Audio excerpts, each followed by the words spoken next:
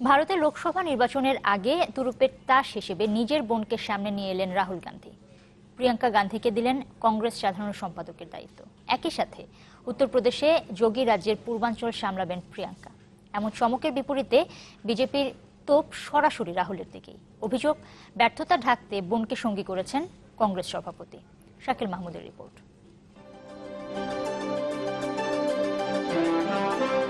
এতদিন কখনো মা সোনিয়া গান্ধীর সহযোগী, কখনো বা ভাই রাহুলের সঙ্গে মঞ্চে দেখা গেছে সুহাসিনী প্রিয়াঙ্কা গান্ধীকে। তবে এবার বদলালো দৃশ্যপট। কংগ্রেস দলের সাধারণ সম্পাদক হলেন ৪৭ বছর বয়সী ইন্দিরার নাতনি। সামলাবেন উত্তরপ্রদেশের পূর্বাঞ্চল। বলা হয়, ভারতের সবচেয়ে জনবহুল উত্তরপ্রদেশে লোকসভা নির্বাচনে যাদের আধিপত্য থাকে, কেন্দ্রীয় সরকারে থাকে তারাই।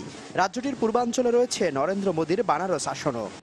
मैंने प्रियंका को और ज्योतिरादित्य को মিশন দেয়া है। উত্তরপ্রদেশবাসী হাড়ে হাড়ে টের পেয়েছেন বিজেপি কিভাবে রাজ্যটাকে ধ্বংস করছে। আমার বোন নিঃসন্দেহে যোগ্য ও পরিশ্রমী। আমরা কথা দিচ্ছি, আগামী নির্বাচনে সরকার গঠন করলে ১ নম্বর রাজ্য। की विचारधारा उसके लिए लड़ना है। সর্বশেষ ৫ রাজ্যের বিধানসভায় হারের পরও ২৯ রাজ্যের ১৭টির নিয়ন্ত্রণ এখন বিজেপির হাতে। প্রিয়াঙ্কাকে আক্রমণ করতে তাই রাহুলকে এক হাত নিলেন দলটির নেতারা। বললেন, রাহুলের ব্যর্থতা ঢাকতেই বোনকে রাজনীতিতে আনা হয়েছে। নতুন ভারতে পরিবারতন্ত্রে আটকে আছে কংগ্রেস। ইন্দিরা, রাজীব, সোনিয়া, রাহুলের পর এবার প্রিয়াঙ্কা। কংগ্রেস পরিবারতান্ত্রিক দল আর বিজেপি দলটাই একটি পরিবার।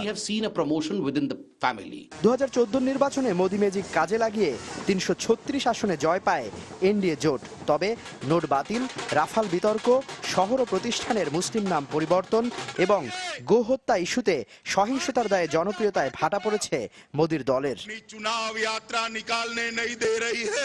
শাকিল মাহমুদ, চ্যানেল 24।